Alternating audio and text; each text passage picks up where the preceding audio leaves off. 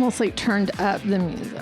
Great. No, terrible, right? How are you doing? Great. How are you? I'm good. Hey, how are you doing, listener? Welcome to another week of Case Files with Kat. And Ashley. Yeah. Man, this has been the fastest week between when we recorded last and right now. Like, it has literally been like, whoa, what? I had a serious freak out moment thinking for some reason it was my story. And I was like, wait a minute, did I do it last week? Dude, I should know this. Did I do it last week? I was like, no, wait, I did. I did that the week before. Yeah. I was like, oh, wait. Oh my God. I was like, there's no way I blacked out for a week. Like, this is surely Kat. Like, I'm just showing up and hopefully she's got a story. Hopefully she's got one. Girl, yes. Queen, yes, I did. And it's not even, I know you walked in and I'm still like, holy shit, working on it. Yeah.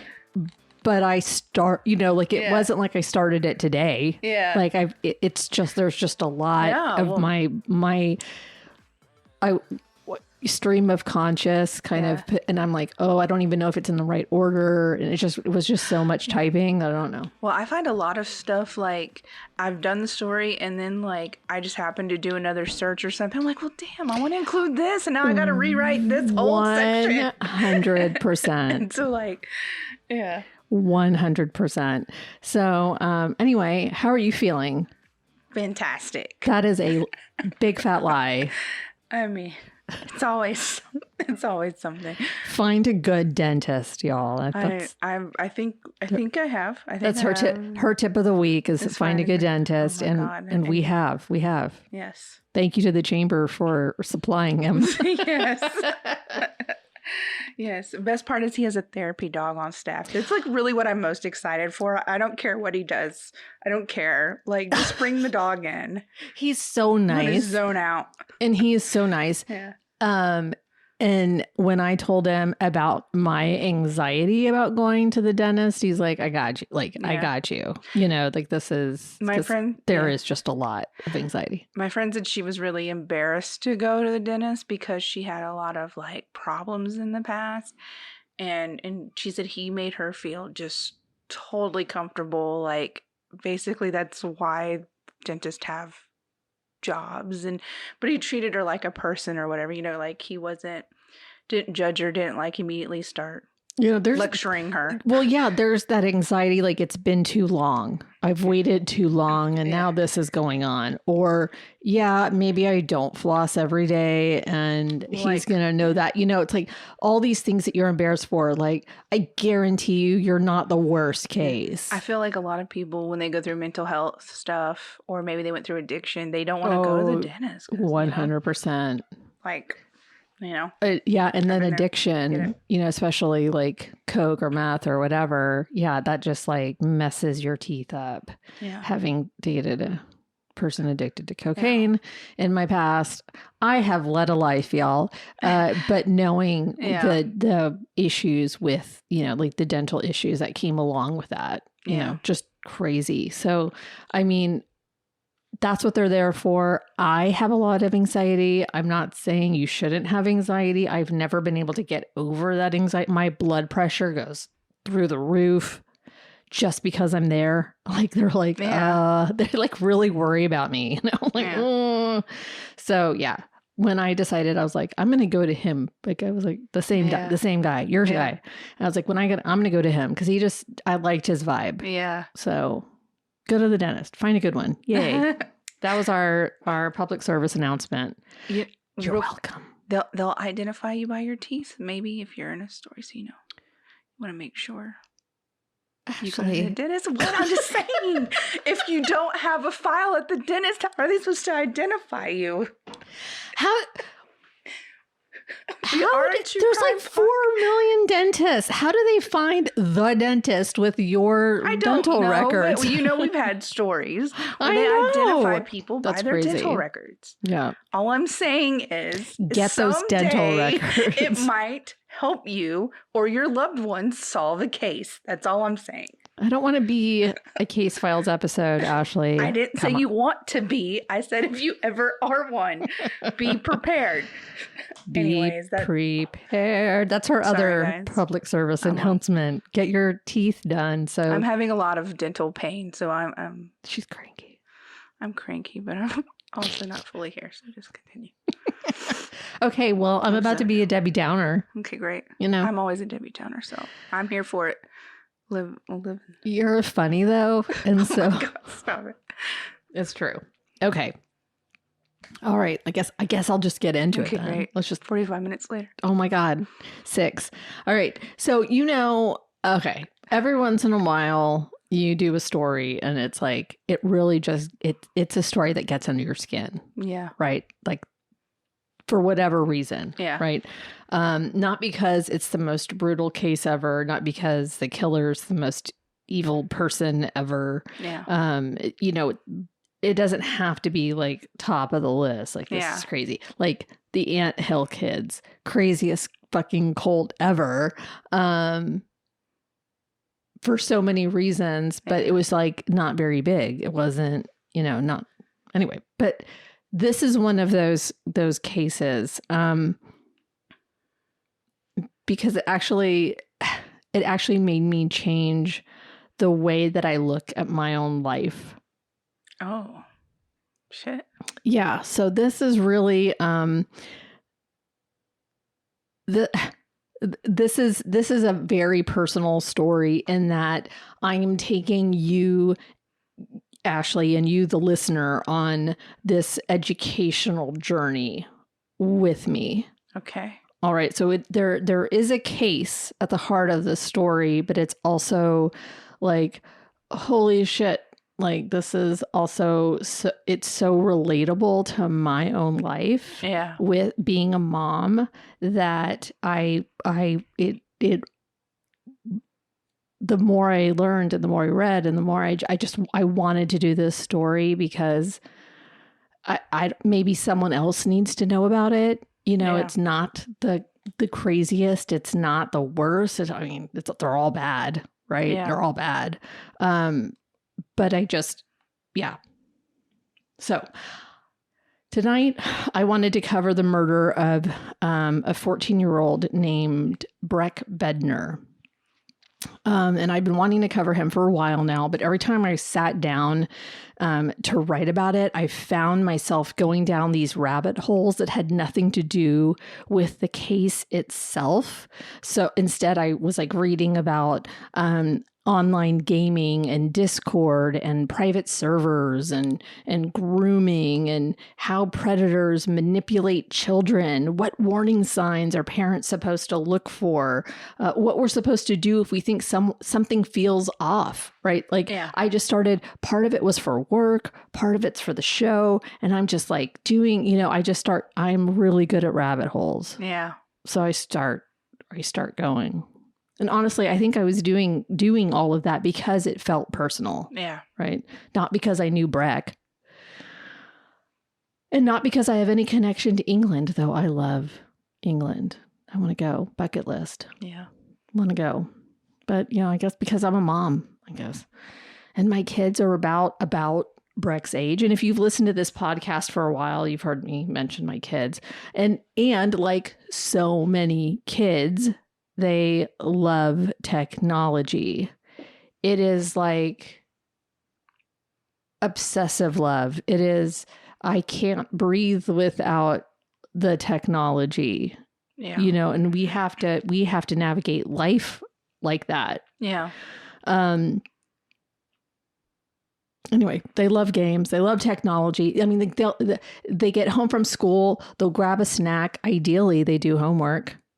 And then they're immediately on to the gaming system with their friends, and that's how they hang out. Yeah, that's their hangout. And I mean, isn't that funny? It's not how I grew up. It's not how I grew up, but I certainly understand it because now I'm the exact same way. I am always on my phone or my computer, or I'm playing games. Yeah, yeah. But before we didn't have that. So like when I was growing up in the 80s and 90s, like if someone was like, we're hanging out with friends. We were physically hanging out. Right. That meant you took your bike and it was laying in someone's yard, and your parents had no idea whose house you'd end up at. And you'd end up at home at dinner, maybe, or you were at another friend's house, or you were at another friend's house. They invited you to stay. And if you wanted to play video games, you went to an arcade that was at the mall. Yeah. Or you were around one TV with someone's the Nintendo. Giant family computer in the living room playing DOS games. You know, just like Nintendo, Atari. I had Atari and ColecoVision. So for all you Gen Xers, y'all know what I'm talking about. But there was something physical about the friendship, right? You could see it. You could hear it. It was all right there. And your parents could look out the window and know exactly who you were spending time with. Now friendship looks completely different. Kids leave school, they rush home, they ideally do homework, and then they log into Minecraft or Roblox or Fortnite or whatever game is popular this week, and they're laughing and they're telling jokes and they're building these worlds together, and they're arguing over strategy, or someone did something to get someone else killed or whatever, and they're doing all of this, all of the things that we did as kids, but they're doing it through a headset, which is so bizarre to think about. They're not on the same couch, but they're probably still sitting on the couch, or they're still sitting in a chair, you know? And honestly, I don't think it's a bad thing. Technology isn't the enemy. Gaming is not the enemy. You know, I've never wanted my kids to feel like they had to be afraid of the things that they loved. So you know, I try to pay attention. Jason and I have always tried to strike a balance with them. Our gaming systems aren't tucked away. They're not behind closed bedroom doors. You know, they're in the living room, or they're upstairs in the playroom, out in the open. We can hear conversations. We know who they're talking to. We've disabled the chat features where it makes sense. We don't allow them to add strangers. Like there's a secret code or whatever. And if I walk through the room, I'll stop and ask who's winning. Sometimes I'll ask them to explain the game to me, and then I immediately regret asking them to explain the game to me, because I know they're saying words in English, but it's like wah wah wah wah wah wah wah wah, right? Like means nothing. Like it really doesn't. Your skins are in. Oh, great! Like I don't really know. For me, I play video games all the time, and I actually play with my younger niece. But my brother and them have it set up because she's younger. They have it set up where they have to be the ones that add the person. So they have to talk. She's like, oh, that's my friend from school. They're like, okay, well, we need to talk to their parents, right? Like we need to actually make sure that this is your friend. So they have it set up. Like I couldn't even add her. Like they had to. You have to do the adding. Like my cousin, I'm the only adult she plays with. My cousin Alex plays with the kids, and like, you know, we had to do the whole like, okay, this is the name, and you got to add and all that kind of stuff. So like there's ways to be smart. There's ways if you know about them. Don't even. Anyway, that's so true. I mean, I guess what we want them to know though is like mostly we're interested. We're interested because their online world is real life. For them, for them. It's where their friendships happen. It's where they laugh after school. It's where they learn to solve problems together, right? It's where they spend hours with people they actually genuinely like. In what? I said even except like some of my best friends are ones I've met through gaming online. I said it was just, you know, like people accept them, right? Like because you have the same interests, you're playing the same game. They can't judge you on how you look or you know what I mean? So I get it. I get why. All I'm saying is I could understand why kids are so into it nowadays. And you as an adult, you know, that's to me very interesting to hear that you actually have made friends. By doing this. And like long time friends. I know that when the internet first started, you know, like I was an adult pretty much, like, well, AIM I was just graduating high school, you know, and, you know, AOL and all that. I wasn't ever really into that. And we didn't own a computer or anything. So, but I was watching people go into these chat rooms and getting really involved with that. And I just wasn't a part of that. So it never was a part of my growing up because I didn't have a computer. I was doing all kinds of things that I should not have been doing as a child. That is so funny. Yeah. I'm surprised I'm alive. Oh my God. I'm so glad you are. Wow. Thanks. Sorry, I totally threw you off. Yeah, you did, but it's okay. No, that's very interesting. So, I mean, that fits right in. So, as they get older, I know that kids deserve more independence, right? I mean, that's a part of growing up. You don't keep a 17-year-old on the same rules that your 8-year-old is on. Like it just doesn't happen, right? Yeah. You teach them, you build trust. They earn trust, right? Yeah. They earn that responsibility. Right. And at least that's the way that we are raising our children. Yeah. Olivia just got Roblox, right? When she turned 13. That's the age that was suggested for Roblox. Yeah. And there are very strict usage rules on that because it's not necessarily the safest. There was a lot of controversy with Roblox, right? Yeah. But you teach them, you build the trust, you teach them responsibility. And then I started to read about Breck Bednar, and I started to read about his mom. And then something happened that I wasn't expecting. I kept thinking, wait, that's what we do. She kept the computer in the common area. She walked by, looked at the screen. She joked with his online friends. She wasn't trying to spy on him. She was just trying to be a part of his world. As he got older, he earned the privilege of having a gaming computer in his bedroom, but the bedroom door stayed open. She could still see the monitor set up. You know, she knew that, you know, he had 3 monitors, and he saved up. He saved up to improve. Every money he made, it went into, he had the 3, one for chatting, the middle one for the game, and then the other one, like she could see who was online with him. And so she was always like, you know, she wasn't spying, but she was a part of the world. You know, she'd bring him food and make, oh, hey, everybody, my mom is here. And oh, hi, you know. Yeah. She paid attention. Right. She built trust. And then when things started feeling wrong, she talked to him. Yeah. And she set boundaries. And she got other parents involved. And she took away electronics. And she even called the police. And that's the moment the story stopped being just another true crime case that I was doing on, you know, for an episode. Yeah.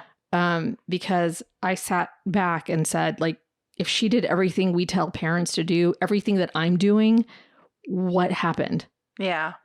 And that's when it got to be like super personal for me. So like, apologies, you can log off if you're tired of hearing us talk about this. But like, honestly, if it was such an eye opener for me, maybe there's another parent out there. And I guess that's what I just wanted I wanted to process this in real time with you, because I know that this is something that you are completely familiar with. This is a life that you can understand. Yeah. I didn't know what Discord. It's like Discord. I've heard that like in servers and like whatever. Aren't servers just what make your computers at work? Like I don't know. Like isn't that where all your I don't know. So, because I don't think this is just Breck's story. I think this is like every parent's story. I think this is the story of what childhood looks like now. And maybe if it's time we stop teaching our kids about stranger danger, though it's a little bit like that, and start teaching them about something much more complicated, because today's predators don't stay strangers. Yeah. And whoa, Yeah. that's the scary part. They become teammates. Yeah. They become friends. They become mentors. The person who always seemed to understand you when nobody else does. And by the time you realize what's happening, they're no longer a stranger at all. There's someone you trust. And so that is the scary part. So let me tell you a little bit about Breck. And I want to spend less time talking about the killer than the person who was killed. I know we generally do talk a lot more about the person who did the crime. But I don't want to do that today because before Breck Bednar became a headline, he was just a kid. He was 14 years old. Oh my God, 14. Think back to when you were 14. I don't know about you, but I was convinced I knew everything and my parents knew nothing. I was just smarter than my parents. Yeah. Right? Yeah. Nobody understood me. Every emotion felt huge. Yeah. Huge. Every friendship felt permanent until they weren't. Every disappointment felt like the end of the world. 14 is such a weird age. Yeah. You're not a little kid anymore, but you're not entirely an adult. You're close, but you're not that close. You know, you're trying to figure out who you are. You're becoming independent. You're testing your boundaries, and you're looking for people who make you feel seen. And that part is completely normal. That part. Yeah. And Breck, he loved computers. He was very bright. His mom said clever, which I think is like the American word for smart. He was very clever. He loved technology. He loved gaming. And this isn't unusual, right? He wanted to be a pilot. He was just like any other kid, really, honestly, but he was very, very bright. And gaming isn't just about playing games anymore. You know, it is about socializing. It's where they collaborate. It's where they build communities. And it's becoming something where kids can see a future career for themselves. They see being a programmer, being a game designer, being, you know, this is something they love and they want to they want to do YouTube, whatever. Like if it's around gaming, there's some niche in there that they're seeing a viable career path for themselves. Yeah. And that's what Breck wanted. He wanted to be a pilot. He wanted to be a programmer. And, you know, honestly, if you have teenagers or preteens like me, they probably just spend about as much time talking during games as they do playing them. You know, like I've walked in the room and I realized there's nobody's playing anything. They're just like in the waiting room, just like, blah, blah, blah, blah, blah, blah. Like this is them talking on the phone now, I guess. They're just talking, you know, they're talking about school or arguing over some skin or something. Don't let me start talking about words I hear. I don't understand and I'm going to sound super dumb. So it's just basically the modern version of hanging out in someone's front yard until the streetlights come on, I guess. Yeah. It's the modern version of that. And that's important. You know, I think sometimes adults hear online friend and they immediately picture danger. Or that it's not real. Huh? Or that it's just not. Or that it's not real because those friendships feel just as real. And sometimes they are just as real. And you know that. Yeah. So the lesson here isn't never let your child have online friends. Maybe not when they're little, but it's just not realistic at this point. The lesson is understanding that those online relationships follow the exact same rules as relationships in real life. Mm-hmm. Maybe that's the lesson. Most are healthy, some aren't. And the unhealthy ones can become very, very dangerous. Okay, so Breck lived with his parents, Lauren and Barry. They eventually did divorce, but it was very amicable. They were still a very strong family unit, though they did not live together anymore, but they still spent lots of time together. He had younger siblings. They lived in Surrey, England. He had triplets for younger siblings. Oh. Triplets. Oh, goodness. I know. His mom was American, but they were living in England. So she's a very prominent part of the story. And everything I read about this family just made me smile because you know what? They just were normal. Yeah. They were normal. And I mean that in the best possible way. Yeah. They loved each other. They ate dinner together. That was a rule. You know, you got to eat dinner. They joked with each other. There wasn't some dramatic family crisis. There wasn't abuse. There wasn't neglect. There wasn't some giant hole in Breck's life that made him go looking for another family. Yeah. And that's one of the myths I think we tell ourselves, that my kid's happy. They're fine. They're not going to get groomed. Yeah. Because groomers only look for those unhappy kids. Yeah. And that freaks me out because I think that I've always believed that. Yeah. They're just looking for the unhappy kid. Mm-hmm. That's scary. We want to believe predators only target kids who are lonely or neglected or desperate for attention, but it's simply not true. Predators don't look for bad kids. They don't even necessarily look for vulnerable kids. They look for opportunities. Yep. Sometimes the opportunity is simply a child who shares the same interests. And in Breck's case, that interest was gaming. And that's the part that really hit me because Lauren didn't dismiss gaming as that thing that the kids do. She embraced it. She wanted to understand it. The family computer stayed in a shared part of the house for years. She knew the usernames. She heard the conversations. She walked by. She looked at the screen. She joked with the boys. She asked questions. She made herself a part of Breck's online world. And I loved reading that because that's exactly what I hope that we're doing. Like, really, I hope that we are doing that. I mean, not perfectly, but I'm trying. Yeah. I don't always know what the kids are talking about. Like, right? I can't pronounce half the stuff that they're talking about, but I try because I want my kids to know that, like, they never have to hide any of that. I want them to know I'm interested, even though I don't understand the words that are coming out of their mouth. Yeah. Not suspicious, interested. And as Breck got older, Lauren gave him more freedom, you know, and that's what parenting is. We're always constantly trying to answer the impossible question, how much freedom is enough? Too much, and they may not be ready. Too little, and they never learn to make them decisions on their own. So eventually Breck earned a gaming computer in his bedroom, and all she said was the door had to stay open so she could walk past. She could still see the monitor. She could still hear the conversations. And again, I read that and I thought that's exactly what I would do.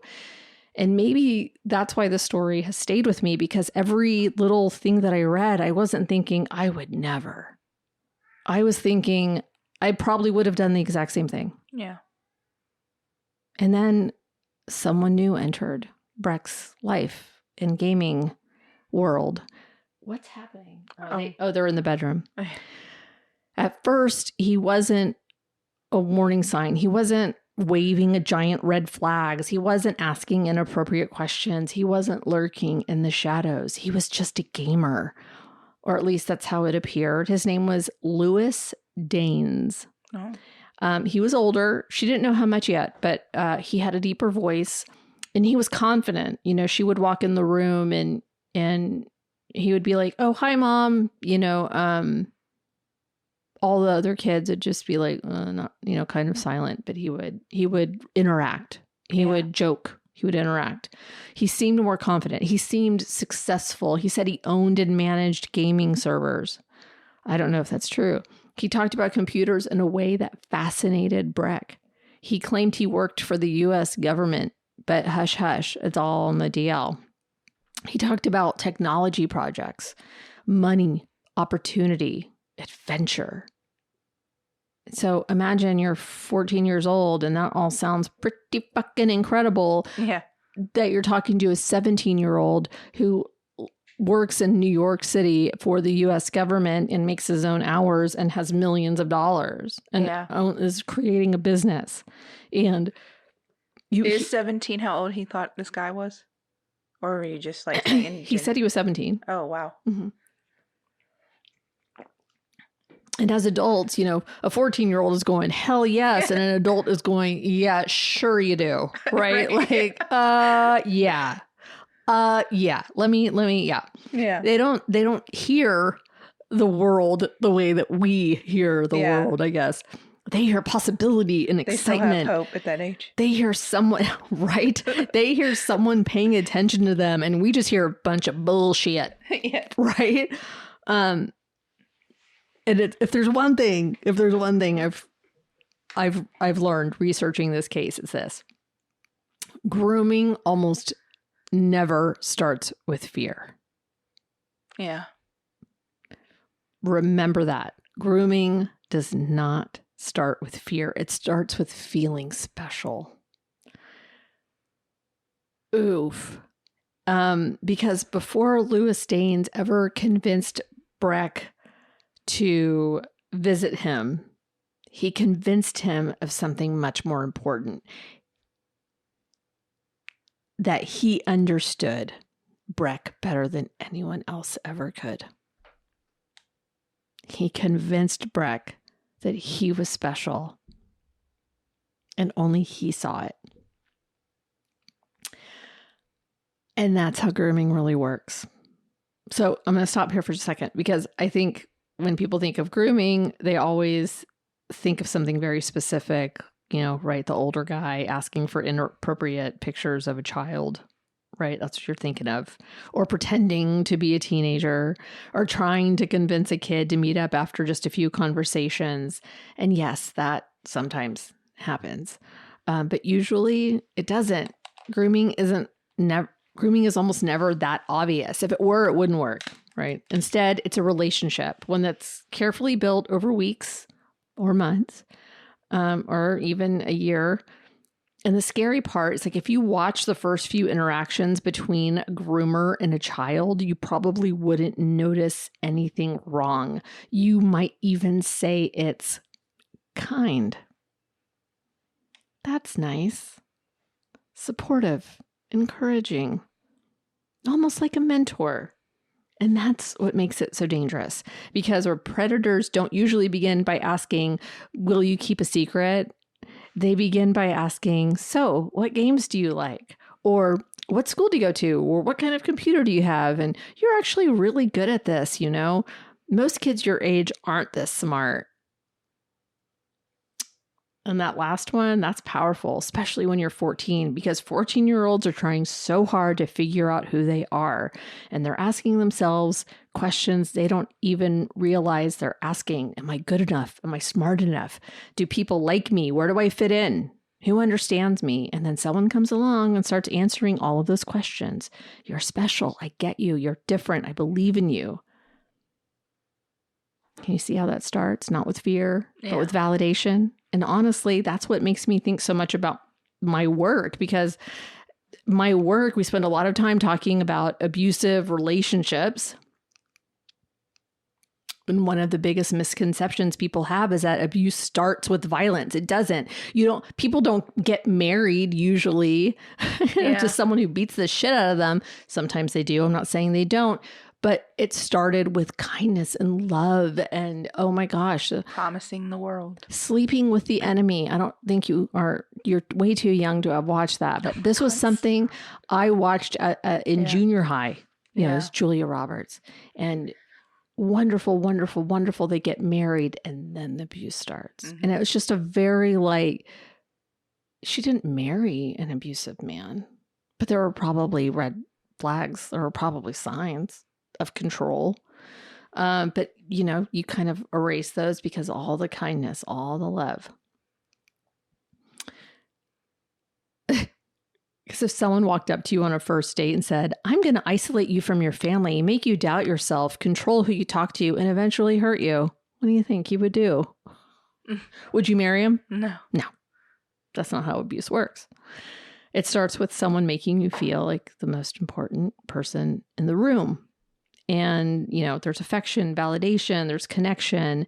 And as I was researching Breck's case, I kept thinking, I've seen this before, just in a different kind of relationship. The same tactics, but a different kind of victim. Same pattern. isolation, power, control, emotional dependence. It's not dating relationship, but it followed the same exact steps. So Louis Daines didn't need Breck to stop loving his parents. He just needed Breck to believe that Louis understood him better. Yeah. And because once that happens, parents stop sounding protective. They start sounding controlling. And how do you combat that as a parent? Kids are supposed to become more independent. They're supposed to question us. They're supposed to form their own opinions. That's healthy. That's developmentally appropriate. But predators know how to weaponize that normal stage of life. Instead of saying your parents are wrong, they might say they just don't understand gaming. They're from a different generation. They're overreacting. They don't see how talented you are. They're not attacking parents directly. They're simply positioning themselves as the person who truly understands. So they become sort of like, right, that little devil on the shoulder. And once a child that believes that, the relationship begins to shift. And so this is from the FBI. So the FBI has warned that offenders increasingly target kids through gaming platforms, messaging apps, and online communities because those spaces allow relationships to develop naturally over time, not overnight, over months, sometimes longer. And the National Center for Missing and Exploited Children reported receiving more than 1.4 million reports of online enticement in 2025 alone. And those are the ones that are reported. Those are the ones that are reported. 1.4 million. That doesn't mean 1.4 million children were abducted. It means that more than 1 million reports involving someone attempting to manipulate, exploit, or entice a child online. And those reports came from places kids use every single day: gaming platforms, social media, messaging apps, private chats, voice chats, the place where friendship happens now. And so that makes the conversation so much more difficult. The danger isn't the platform, it's the person hiding within it. And maybe the platform can do more. The platforms could do more. I think they could, but there's still fucking awful people out there. So as I read more about Louis, one thing became fucking really clear. He didn't rush. He was patient. He invested time. He learned what interested Breck: technology, gaming, success, feeling older than his age, feeling respected. Louis wasn't building a friendship. He was building influence. And those are two very different things. A friend wants what's best for you. Someone seeking to influence you wants you to depend on them. And there's a huge difference. But it's not always easy to recognize. And that's the hardest part as a parent. That's the hardest part, because you can't password protect your child from somebody who wants to influence them. Yikes. Yeah. That doesn't mean parental controls are not important. Do not hear me say that. Absolutely. They absolutely are. Use parental controls. They absolutely are. Boundaries matter. Monitoring matters. Open conversations matter. But our biggest job isn't just protecting our kids' devices. It's helping protect their judgment, teaching them to recognize manipulation before they're in the middle of it. Because by the time someone says, don't tell your parents, the grooming didn't just begin. It's already been happening from the moment they began talking. And Breck's mom started realizing that. She started noticing changes. They were little ones at first, right? They just started seeing like emotional regulation changes. Like he just started being a little bit more secretive, or he started not being in such a good mood. He was a pretty happy kid. Little ones and then bigger ones, enough for her instincts started to tell her something wasn't right. And thank goodness she listened to her instincts, because what she did next is exactly what every expert tells parents to do. One of the hardest parts of parenting is figuring out the difference between normal teenage behavior and something that's actually wrong. Because let's be honest, teenagers change. One day you're the coolest person on the planet. The next minute you're not. You could ruin their entire life because you asked them to unload the dishwasher. I experience this daily. They become more private. They push boundaries. They test limits. But when she started to say, I'm genuinely worried about my child, she did something. First, it was, okay, we're going to gather all of the parents. And she did this. She gathered all the parents and she said, hey, they're talking, because there was a group of friends that were also in real life friends. Yeah. So she knew who the parents were. Hey, there's this guy that they're using his gaming server. Does that make sense? Yeah. Am I saying the words right? They're using his gaming server, but I think that there's something not right. They never see his face. He says he's 17, that he lives in the US, This is his name. I think that he's grooming them. He's grooming these boys. And I don't know for what, but he's grooming them, right? And so they agreed, okay, they had the kids in the room and everything. They're like, okay, well, we won't talk to him anymore. And they're like, fine, okay. And they just moved to like a different server, right? They just got a different room. And for a while, like they were, it was like on the DL, you know? Yeah. On the down low for everyone older than me.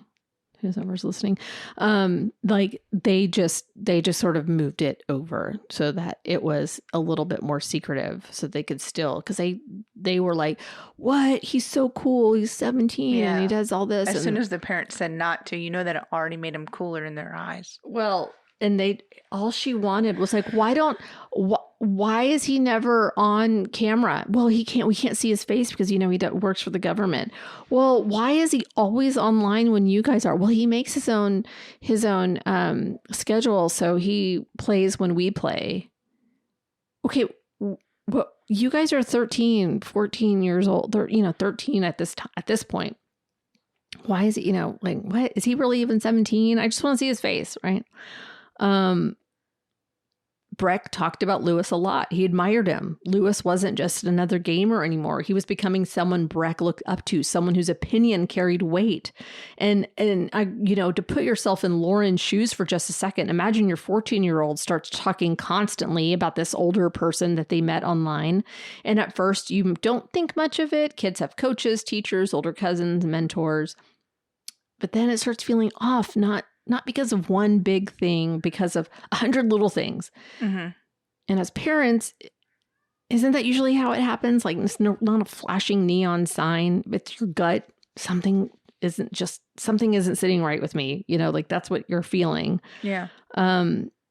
We tell survivors all the time, if it feels wrong, pay attention to that feeling. Your instincts are often noticing things your brain hasn't fully put together yet.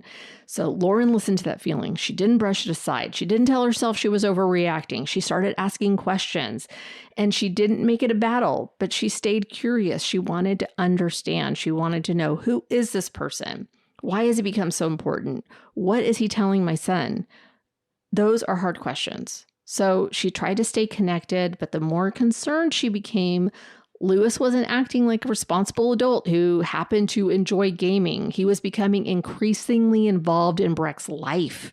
He was communicating with him frequently. He was presenting himself as a successful kid, someone important, someone with exciting opportunities. He claimed he worked for the U.S. government. He claimed to have connections. He talked about business ventures and technology projects. To an adult, those stories sound fucking suspicious. To a 14-year-old who loves computers, hell yeah, that sounds awesome. I want to be just like you. And that's something that I keep coming back to. He built it around something Breck loved, and that's what predators do. Whether it's gaming or arts or sports or music or anime, fucking coding, whatever captures your child's imagination, someone can find it and whittle their way into their life. So Lauren decided enough was enough. She told Breck he could no longer communicate with Lewis. Now, I think about how difficult that must have been as a mother to put your foot down. You're not talking to this person who I know nothing about. And he's done technically nothing wrong, but my gut says something is wrong. So you cannot speak to him now. I'm taking away everything. And she did. She took away everything except for an MP3 player. And so for that week or two that he wasn't speaking, it was like even his younger sisters were like, oh, it was so great because he was like hanging out with a family, and he was never like pissy about it. He wasn't like, which is surprising. Right. He was just like, cool. All right, whatever. And, you know, he liked his family. Yeah. Ultimately, he liked his family. And so he spent a week or two or whatever, you know, without electronics. And then when things kind of, you know, okay, I feel like you can get your electronics back, because that's not sustainable. You can't take away electronics forever.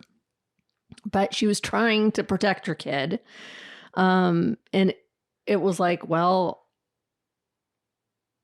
it's heartbreaking, but she was trying not to punish him. Yeah. But it was still like, here's this, we told you not to talk to him. You're still talking to him. So I'm taking everything away. And it's like, oh, you're the worst. Right. I could just imagine what that felt like. So during this time, there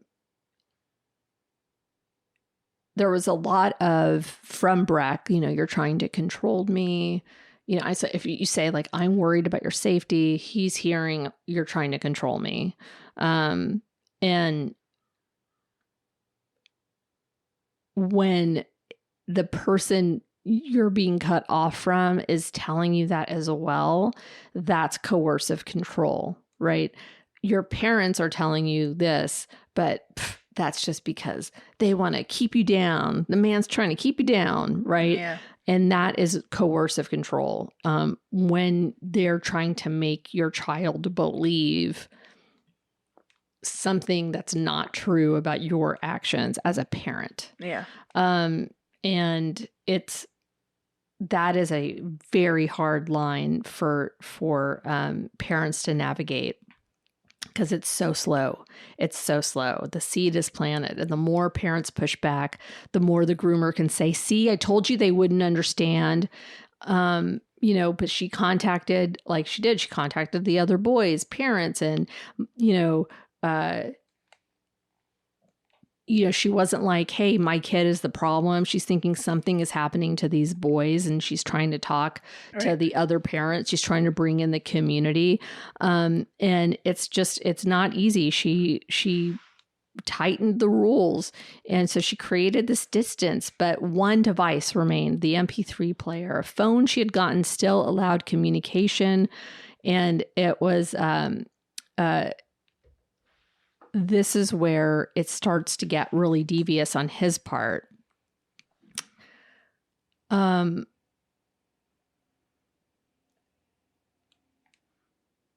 She sat down with him and had a very serious heart-to-heart with him. I don't know anything about him, to Breck. I don't know anything about him. This is, we're in dangerous territory. Can't he, they figured out that he did live in England, and, well, can't he come over? Can't he come and meet us? No, because he doesn't want to. Wait. So they found out he didn't actually live in the United States. Yes, and that he was sometimes that he was sometimes in England, I guess. Oh, okay. Oh no, he doesn't like parents. He's not going to come and hang out with parents. Well, what if it was just the dads? No. He would never do that.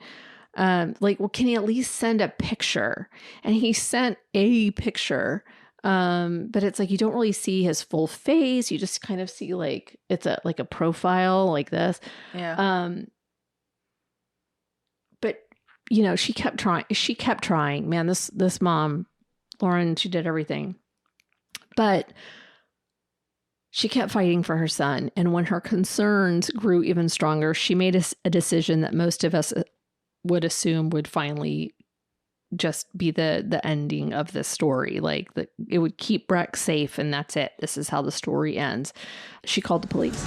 Breck saw in Lewis what he wanted to see over and above all his other friends. Lewis actually meant something. Lewis is what he aspired to.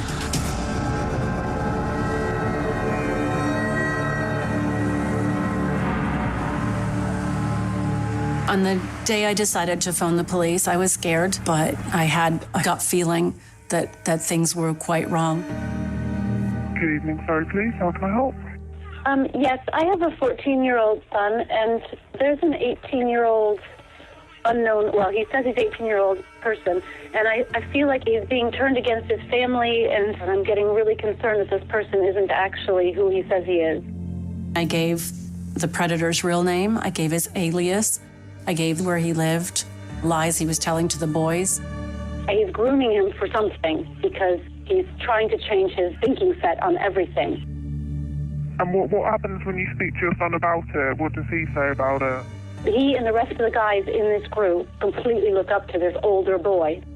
I felt a great sense of relief that I had made the report. She's doing everything right. Yeah. Imagine like how scared she was to make that phone call. Yeah. Because really nothing's been done. There's no crime right now, right? Yeah. But you have to be really fucking worried to call the cops. Right. No, I agree. You know, like that's not even a see something, say something. Like you're like, oh, I mean, for her to get to that point, I mean, it obviously, I mean, he's sneaking around, like his whole philosophy's changing, like everything. So like, I can't imagine trying to do all of this and then what happens still happen. Like, I don't know, but you've already said he. I mean, you make a call I assume because you believe the person on the other end is going to help you. You don't call because you have all the answers. You call because you're scared. You're calling for help, right?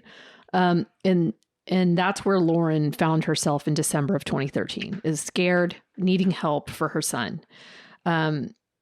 And by this point, it wasn't just a disagreement between a mom and a teenage son. This wasn't about like screen time. Yeah. Got to limit your screen time or gaming too much or staying up too late. Lauren believes something much more serious was happening. Yeah. She couldn't put her finger on it, but she called for help. Yeah. Something is happening. I don't know what. I need help, right? She believed her son was being groomed, and she used that word. She didn't call and say, my son has an online friend I don't like. She said, he's being groomed and I don't know for what. Yeah. Makes me very mad. Now, if you're anything like me, here's what you're probably thinking. Okay, so this is where someone steps in, right? No, I was absolutely not thinking that because I'm well aware of that. Very rarely do they ever step in when people call. Because if you see something, say something. Isn't that what we say? That is what we say. It just doesn't always. If you're worried, report it. If your instincts tell you your child is in danger, call the police. We tell them. We tell everybody that, right? Lauren did exactly that. Yeah. So anyway, I'm getting very worked up. So she explains her concerns. She described Lewis days. She talked about Breck. She made it clear this wasn't simply like, and this isn't about screen time. This is, she really believed that her son was being manipulated by an adult because she was still not sure how old this kid was. And here's the heartbreaking part. Nothing happened that protected Breck. Nothing. Now, okay, I want to be very careful, I guess, here because what we know is that Surrey police later admitted mistakes were made. Shocking. Really? Really. They acknowledged that Lauren's concerns weren't handled appropriately. Thank you for admitting that. Yeah. They apologized to the family. Years later, they reached a settlement with Lauren after accepting that opportunities had been missed. Opportunities were missed. Think about how painful that apology must have been because it doesn't fucking change anything. Yeah. An apology doesn't bring her son home. It doesn't erase what happened. It doesn't answer the question of every parent would ask. If someone had listened, would Breck still be alive? Yeah. And honestly, that's one of the hardest questions because we don't know. We can't answer that. We don't know. None of us know what exactly would have happened, but we can ask whether the system responded with the urgency Lauren deserved, and based on the police's own later admissions, the answer is, would he be alive? Probably.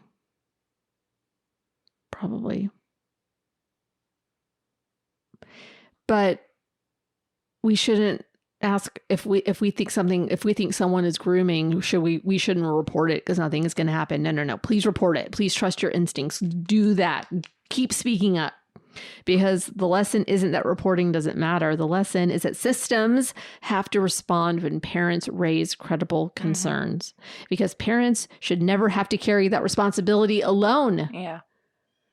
As I was researching this, I kept asking myself another question, one that I don't think has an easy answer. How do you compete?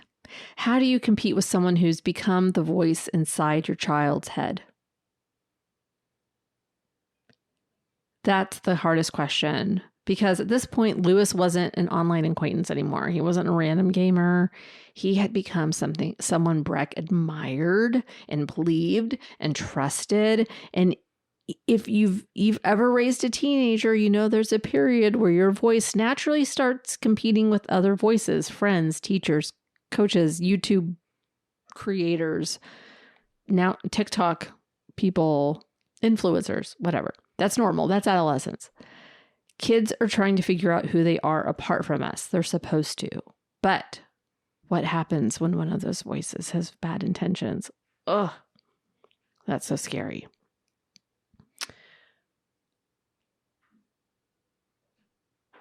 So after all of the weeks of, taking away the electronics and everything, they send him away to Spain for a camp because he wants to be a pilot, right? So it's kind of like that's sort of what it's about. It's like air camp or something. I don't know. And they're so excited because he's getting away from the gaming. He's going to be at camp, and he has a picture with this girl, and he posts it on his social media. He takes a picture, like a selfie with this girl from camp, and Lewis gets pissed. He's pissed. Take that shit down off your social media. Take that off your page. People are going to think that you slept with her. I said this to Jason. I said it just like that. He got so pissed that he was like, people are going to think you slept with her. And Jason was like, hell yeah. Like let them. Yeah. And I'm like, no. He's 14. He's not like an older kid. Like he's probably never even held hands with a girl before. What? Like he's not there. He's not like, hell yeah. Like, that is just not the kind of guy he was. It was so funny. Like his reaction versus my reaction. Yeah. He was so pissed off. Take that off. So Breck took it down. He didn't want to upset his friend. Oh, the control, right? Yeah. Power and control. So Breck goes away, goes to Spain. His mom drops him off. And then he comes home and his dad picks him up. And how was camp? From his mom. How was camp? Oh, it was so amazing. There's so much to text.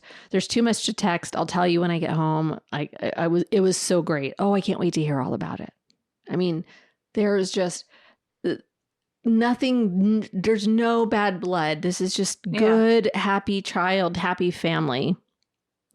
So dad has him, and he plans with Lewis that he is going to tell his dad that he is going to go sleep over at a friend's house, and he will pay for the taxi to get to Essex from Surrey or wherever his dad lived, pay for the taxi to get him to his flat in Essex. And that was on February 16th, 2017. So he took a taxi to Lewis Dane's house. And this is a call from February 17th. Essex Place Emergency. Hi there.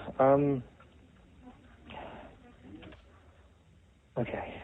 Hello. I need police and a forensics team to my address, please. What do you mean? What's happened? My friend and I got into an altercation, and I'm the only one who came out alive.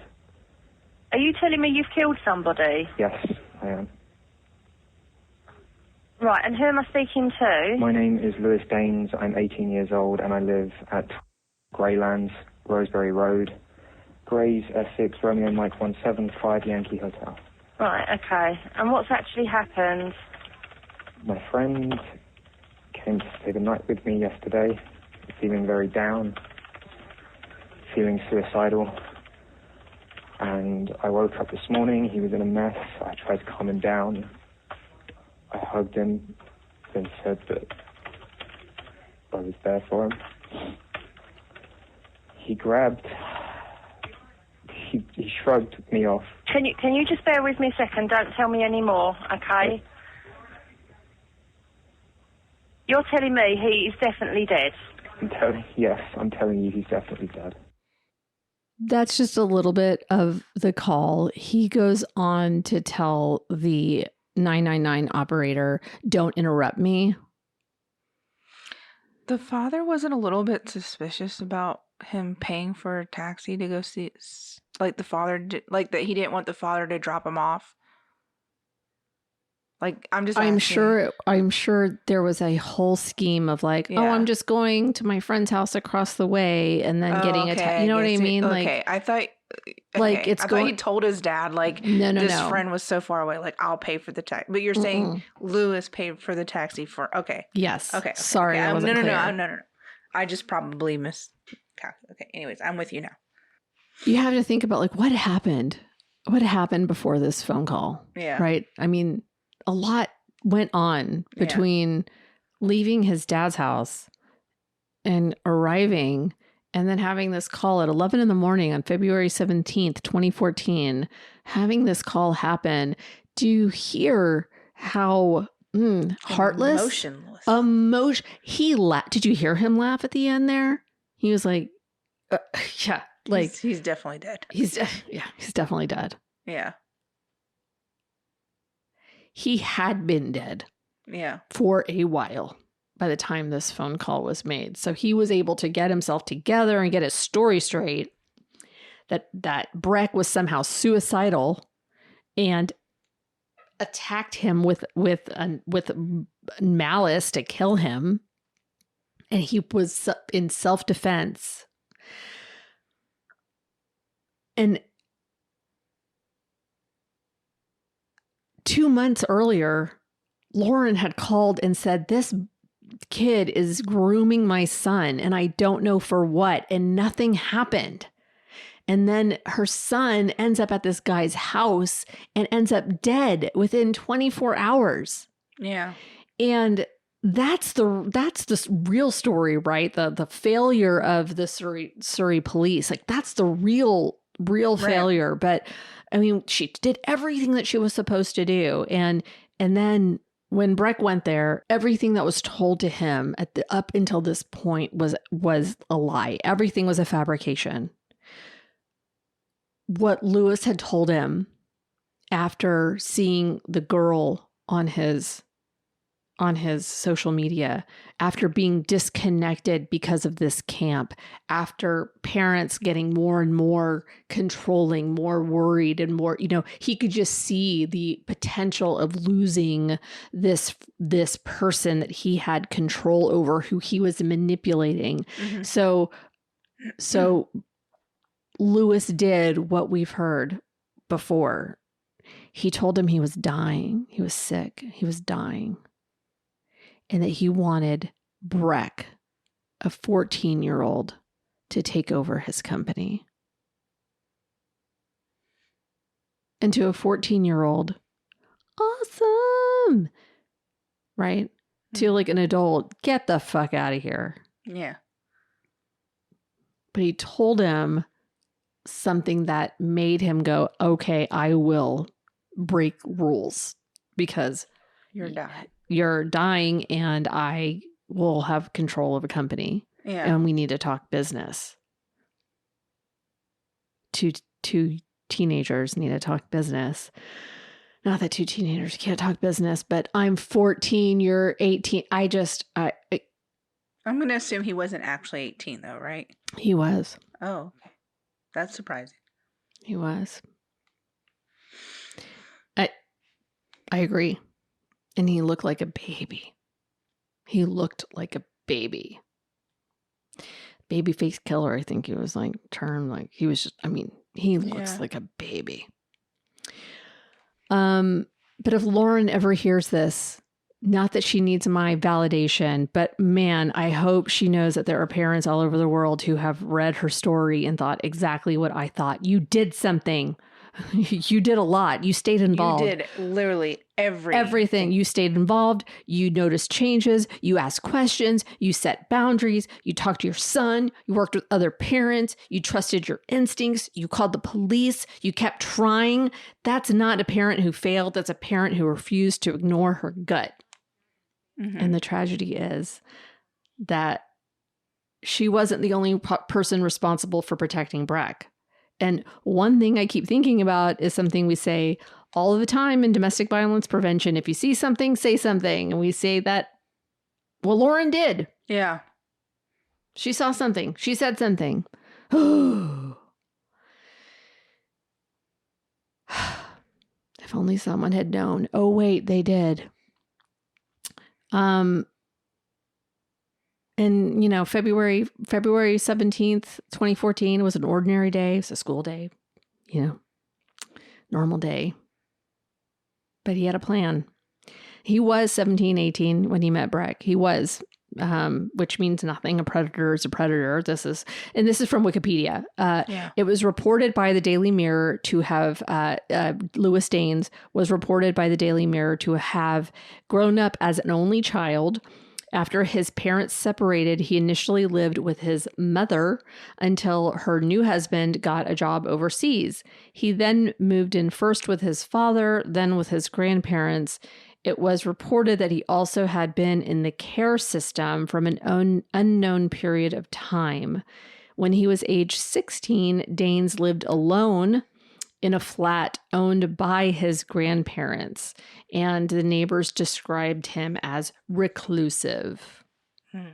So he wasn't necessarily a normal 17, 18-year-old, but he did live alone in a flat. But that's neither here nor there. He talked technology, he talked money, big government work, opportunities. He convinced Breck that he was just another kid, and he convinced him that he was special, smart, chosen, important. And eventually, Louis invited Breck to come see him, said he was sick, gotta come and we give you my company. And he was feeling excited. He even text messaged his dad while he was over at Lewis's house. Like, I'm actually you'd be proud of me. I'm actually updating my computer right now or something like that. Like, you'd be proud of me that I'm doing, so like, yeah, there was still communication. When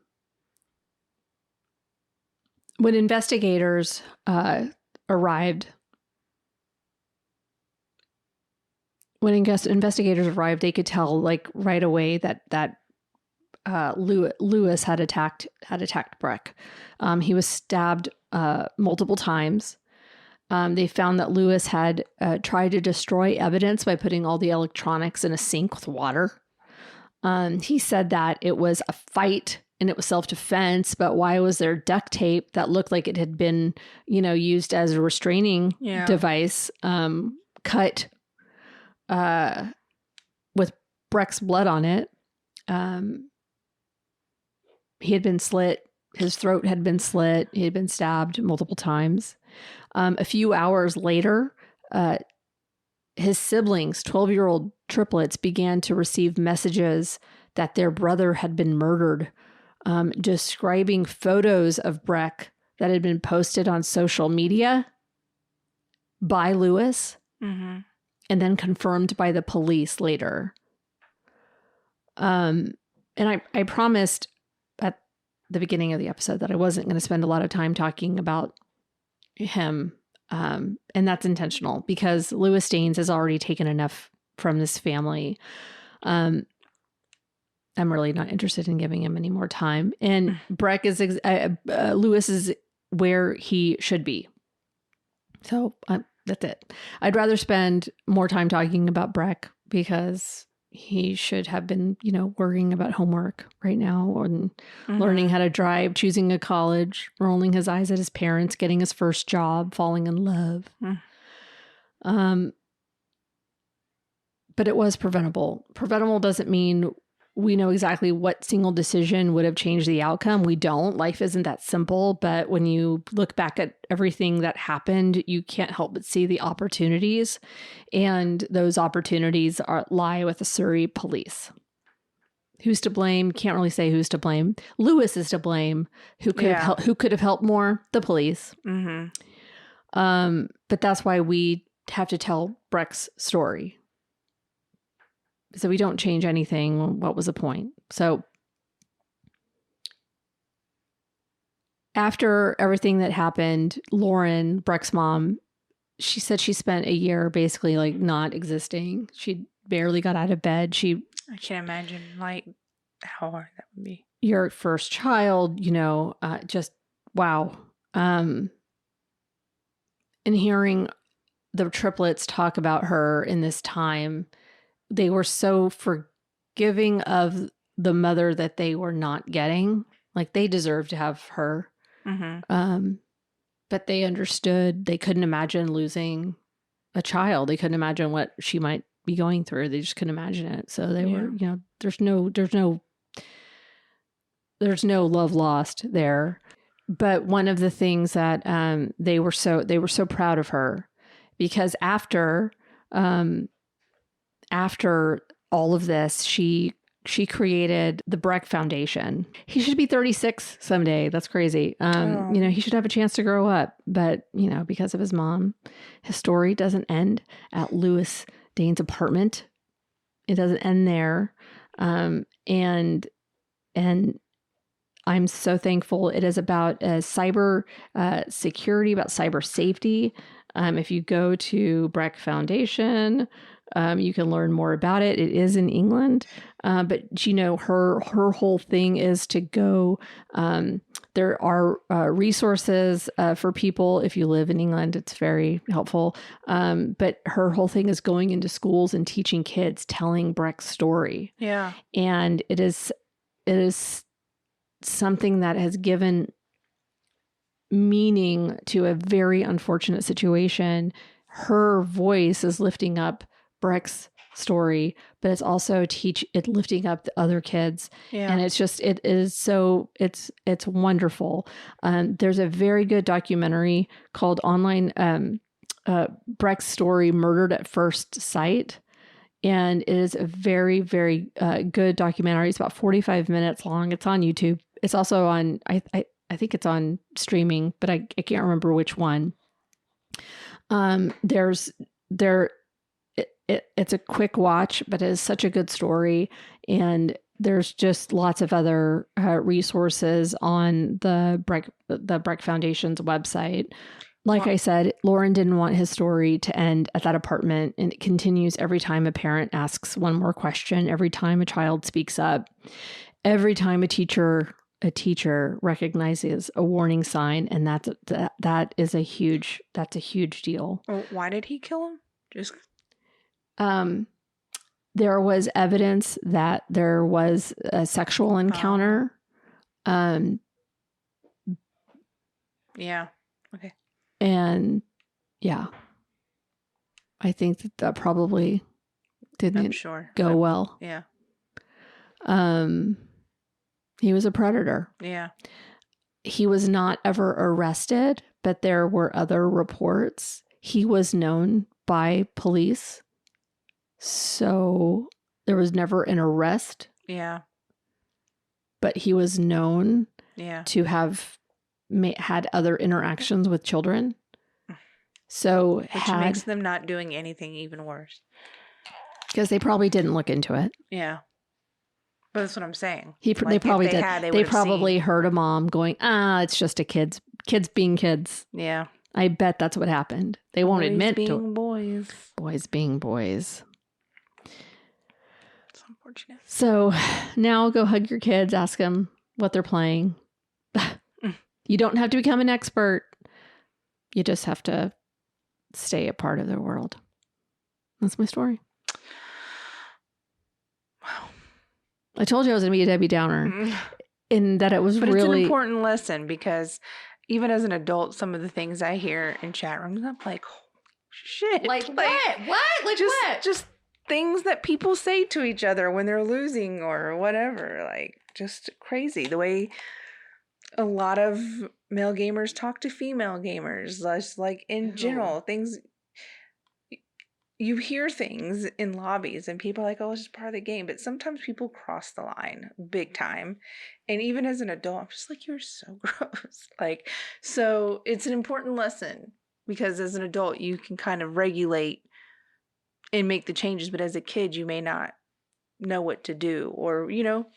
It's always shocking. Like sometimes, like when it was all new, you know, we could hear like the lobbies and it was just like we'd hear kids going, what the fuck? And then just like this little tiny voice, you know, we're like, whoa, what? Okay, well, for example, one time I was playing this game, okay, and in the game, you're on all, there's 4 people and you're all same goal.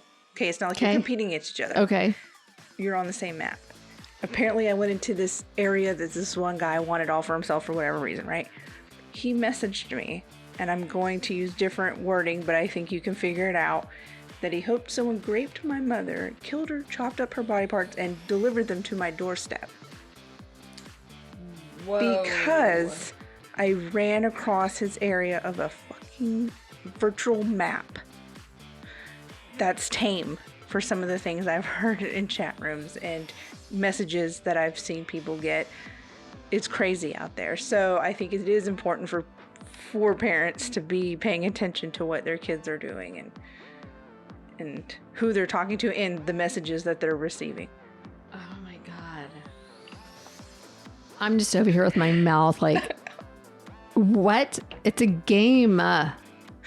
People take it and it was cooperative. Very seriously. People are isolated sometimes. You don't know what they're going through mentally or in life, and they take it out because they know you're never going to see, right? They're never going to see you. They're behind a screen. And so some people are just shitty people. Other people, you don't know what's going on, whatever.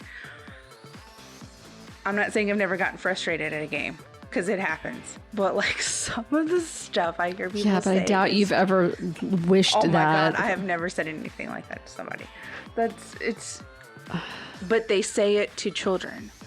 They say it to whoever. They don't care because their thing is like, well, the parents shouldn't have let them on the game anyways. That's what they always say when someone complains in these like groups of like the things that are said in live.